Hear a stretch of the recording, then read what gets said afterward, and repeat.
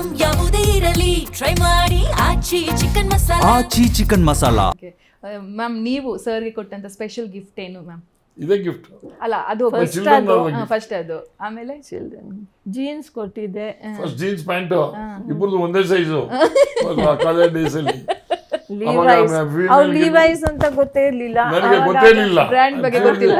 Levi's ಗೊತ್ತೇ ಇಲ್ಲ. You still I remember Levi's pant. ಆಗ್ಲೇ ಕೊಡ್ಸಿದಾರೆ ನೋಡಿ. ಫುಲ್ ಬ್ರ್ಯಾಂಡ್ ಯಾವಾಗ ಹಾಕಿದ್ರು? ಹೌದೌದು. ಬ್ರ್ಯಾಂಡ್ ಅಂತ ಅಲ್ಲ, ಆಗಿತ್ತು ಅದು ಫ್ಯಾಷನ್ ಆಗಿತ್ತೇನೋ. ನಾವು ಅದೊಂದು ಕೊಟ್ಟೆ. ಆಮೇಲೆ ಶರ್ಟ್ಸ್ ಕೊಟ್ಟಿದ್ದೀನಿ. ನೀವು ಸರ್ ಯಾರು? ನೀವು ಅವ್ರಿಗೆ ಏನು ಕೊಟ್ರಿ ಸರ್ ಗಿಫ್ಟ್? ನಾನು ಒಂದು ರಿಂಗ್ ಕೊಟ್ಬಿಟ್ಟಿದ್ದೆ ಫಸ್ಟ್, ಓಕೆ, ಬಿಫೋರ್ ಇದಕ್ಕಿಂತ ಮುಂಚೆನೆ. ಇಲ್ಲ, ಮದುವೆ ಆದ್ಮೇಲೆ ಒಂದು ರಿಂಗ್ ಕೊಟ್ಟಿದ್ದೆ. ಓಕೆ, ಆಮೇಲೆ ಒಂದು ಚೈನ್ ಮಾಡಿಸ್ಕೊಂಡಿದ್ದೆ ಆವಾಗ. ಓಕೆ. ಈಗ ಏನಾರು ಕೇಳ್ತಾರಾ ನಂಗೆ ಅದ್ ಬೇಕು ಇದ್ ಬೇಕು? ಅಯ್ಯೋ ಕೇಳದ ಕೇಳ್ತಾರ ಸರ್? ಅಯ್ಯೋ ಮತ್ತೆ ಏನ್ ಕೇಳ್ತಾರೆ ಸರ್? ಒಡವೆ ಅಲ್ಲ, ಏನಾದ್ರು ಕಾತಾರದ್ದು ಏನು ಸ್ಪೆಸಿಫಿಕ್ ಏನಿಲ್ಲ. ಹೆಂಡತಿಗೆ ಕೇಳದೆ ಒಡವೆ ಸೀರೆ ಬಟ್ಟೆ ಹಚ್ಬಿಟ್ಟು ಇನ್ನೇನು ಕೇಳಲ್ಲ. ಆಮೇಲೆ ಪಿಕ್ಚರ್ಗೂ ಕರ್ಕೊಂಡೋಗು ಕೇಳಲ್ಲ, ಸೀರೆಗೂ ಕೇಳಲ್ಲ. ಪಿಕ್ಚರ್ ಕೇಳ್ತೀನಿ, ಈಗ ನಾವು ಕೇಳೋದೇ ಇಲ್ಲ.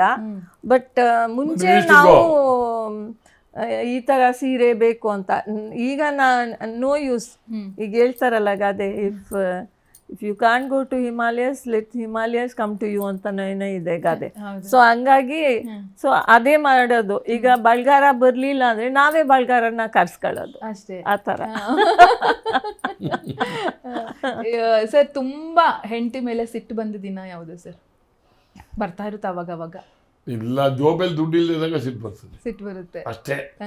ಸರಿ, ನಮ್ಮಲ್ಲಿ ಯಾವಾಗ ದುಡ್ಡು ಕಡಿಮೆ ಆಗಿರ್ತದೆ, ದುಡ್ಡು ಇರೋದಿಲ್ಲ, ಕೇಳಕ್ಕೂ ನಾಚಿಕೆ, ಇದು ಮಾಡಕ್ಕೂ ನಾಚಿಕೆ, ಅವಾಗ ಸಿಟ್ಟು ಮಾಡ್ಕೊಳ್ಳೋದು. ಅವಾಗ ಅವ್ರಿಗೆ ಅರ್ಥ ಆಗುತ್ತೆ. ಅವಾಗ ಅರ್ಥ ಆಗ್ಬಿಟ್ಟು ಕೊಡಲ್ಲ, ಅರ್ಥ ಆಗುತ್ತೆ ಅಷ್ಟೇ. ಮ್ಯಾಮ್ ಹೇಳಿ ಮ್ಯಾಮ್, ಯಾವಾಗ ಸಿಟ್ಟು ಜಾಸ್ತಿ? ಹೌದಾ, ಹಣ ಕಡಿಮೆ ನಿಜ. ಅವಾಗ ಅರ್ಥ ಆಗುತ್ತೆ ನಿಮ್ಗೆ ಕೊಟ್ಬಿಡ್ತೀನಿ. ಅದೊಂದು ಸಮ್ಟೈಮ್ಸ್ ಟೆನ್ಷನಲ್ಲಿ ಇರ್ತಾರಲ್ಲ, ಅದು ಮನೆ ಏನಾದ್ರೂ ನಾವು ಹೇಳಕ್ ಹೋದ್ರೆ ಇದು ಅದು ಅಂತಂದ್ರೆ ಮೆಜಾರಿಟಿ ಮನಿ ಮ್ಯಾಟರ್ಸ್. ಮನಿ ಮ್ಯಾಟರ್ಸ್ ಅಂದ್ರೆ ಅವ್ರಿಂದ ಅಲ್ಲ, ಮನಿ ಮ್ಯಾಟರ್ಸ್ ಅಂತಲ್ಲ, ದುಡ್ಡುಗೋಸ್ಕರ ಜಗಳ ಆಡ್ಕೊಂಡಿಲ್ಲ, ನಮ್ಮದು ಇಲ್ದೇ ಇದ್ದಾಗ. ಆ ತರ ಅಂದ್ರೆ ಅವ್ರಿಗೆ ಏನಾದ್ರೂ ಪಾಕೆಟ್ ಮನಿ ಬೇಕು ಅಂದ್ರೆ ನನ್ನ ಹತ್ರ ಇಲ್ಲ ಅಂತ ನಾನು ಹೇಳ್ತೀನಿ. ಹಂಗಾಗಿ ನಿಮ್ಗೆ ಗೊತ್ತು ಅವ್ರ ಹತ್ರ ಇರುತ್ತೆ, ಇದು ಕೊಡಲ್ಲ, ಅದೇ ಇಲ್ಲ ಅಂತ ನಾನು ಹೇಳ್ತೀನಿ. ಸೊ ಆಮೇಲೆ ಕೊಡ್ತೀರಲ್ವಾ? ಇದ್ದಿದ್ ಕೊಡ್ತೀನಿ, ಇಲ್ಲಾಂದ್ರೆ ಅವ್ರು ಸಿಟ್ಕೊಂಡು ಹೋಗೇ ಹೋಯ್ತಾರೆ ಅಷ್ಟೇ. ಒಂದ್ಸಲಿ ಕೇಳ್ತೀವಿ, ಎರಡ್ ಸತಿ ಕೇಳ್ತೀವಿ, ಬೇಡ ಬಿಡು ಕೊಡೋದೇ ಬೇಡ ಬಿಡು ಅಂತ ಹೇಳಿ ಸುಮ್ಮನೆ.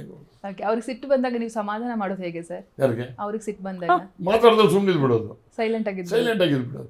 ಯಾರೋ ಸುಮ್ಮನೆ ಇರ್ಬೇಕಲ್ಲ. ನಾವು ಒಂದ್ 2-3 ಸಲ ಆರ್ಗ್ಯೂ ಮಾಡ್ತಿರ್ತೀನಿ. ಆರ್ಗ್ಯೂ ಮಾಡದೇ ಇದ್ದಾಗ, ಅದು ಸಫಲ ಆಗದೆ ಇದ್ದಾಗ ನಾನೇ ಸುಮ್ಮನೆ ಆಗ್ಬಿಡೋದು. ಓಕೆ, ಸಮಾಧಾನ ಮಾಡೋದೆಲ್ಲ ಇಲ್ಲ, ಹಗ್ ಮಾಡ್ಕೊಳ್ಳೋದು, ಮುತ್ತು ಕೊಡೋದು, ಆಯ್ತು ಬಿಡೆ ಆಯ್ತು ಓಕೆ, ಆ ಥರ ಚಾನ್ಸೇ ಕೊಟ್ಟಿಲ್ಲ. ಯಾಕೆ ಮ್ಯಾಮ್? ಅವ್ರು ಸ್ಟ್ರಿಕ್ಟ್ ಅಂತ ಇವ್ರು ತುಂಬಾ ಸ್ಟ್ರಿಕ್ಟ್ ಅಲ್ಲ? ಸ್ಟ್ರಿಕ್ಟ್ ಏನಿಲ್ಲ, ಅವರೇ ಜಾಸ್ತಿ ಸ್ಟ್ರಿಕ್ಟ್. ಇಲ್ಲಪ್ಪ, ನಾನ್ ಸಿಟ್ಟು ಬಂದಾಗ ಅದು ಇನ್ನೂ ಸಿಟ್ಟದು.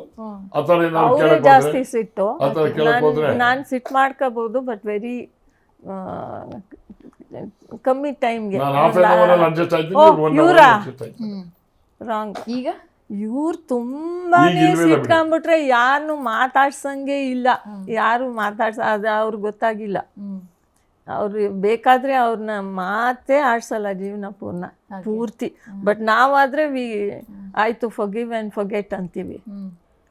ನನ್ನ policy forget and forgive and forget. Super ma'am. ನಾವು ಅವ್ರನ್ನ ಗಮನಿಸ್ದಂಗೆ ತುಂಬ ಸರಳ ವ್ಯಕ್ತಿ. ಅವ್ರಿಗೆಲ್ಲೂ ಕೂಡ ನಾನು ಸಚಿವರಾಗಿದ್ದವರು, ನಾನು MLA, ಇಷ್ಟು ಬಾರಿ ಗೆದ್ದು ಬಂದಿದ್ದೀನಿ, ಆ ಥರದ ಅಹಮಂತೂ ಇಲ್ಲದಂಥ ವ್ಯಕ್ತಿ. ಎಲ್ಲರನ್ನು ಸಮಾನ ಕಾಣ್ತಾರೆ, ಪ್ರೀತಿಯಿಂದ ಕಾಣ್ತಾರೆ. ಅದ್ರಲ್ಲಿ ತುಂಬ ನಾನು ಅವ್ರನ್ನ ಒಂದು 2-3 ಅವರ್ಸ್ ಕೂತ್ಕೊಂಡು ನೋಡಿದೆ ಅಂದರೆ ತುಂಬ ಸರಳ ವ್ಯಕ್ತಿ. ನಿಮಗೆ ಅವರಲ್ಲಿ ಇಷ್ಟ ಆಗುವಂಥ ಗುಣಗಳು ಆ್ಯಂಡ್ ಕಷ್ಟ ಆಗುವಂಥ ಗುಣಗಳು? ಕರೆಕ್ಟ್, ನೀವು ಹೇಳ್ದಂಗೆ ಅವ್ರು ತುಂಬ ಸಿಂಪಲ್ಲು, ಎಲ್ಲರ ಜೊತೆನೂ ಬೆರೀತಾರೆ. ಕಷ್ಟ ಇದ್ದರೂ ಎಲ್ಲನೂ ನೋಡೋದು ಒಂದೇ ಥರ, ಅದೊಂದು. ಆಮೇಲೆ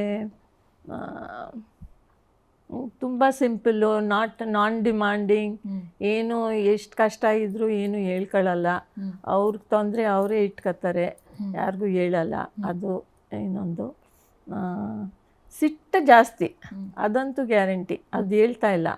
ಈಗ ಸ್ವಲ್ಪ ಅರ್ಥ ಆಯ್ತೈತೆ, ಯಾಕೆಂದರೆ ಮಕ್ಕಳೆಲ್ಲ ಚಿಕ್ಕ ಮಕ್ಕಳೆಲ್ಲ ದೊಡ್ಡವರು ಆಯ್ತಾ ಇದ್ದಾರೆ. ಸೊ ಗೊತ್ತಾಯ್ತಾ ಇದೆ ಅನಿಸುತ್ತೆ. ಸ್ವಲ್ಪ ಕ್ಯಾಶುಯಲ್ ಆಗಿ ಅಷ್ಟು ತೋರಿಸ್ಕೊಳ್ಳಲ್ಲ.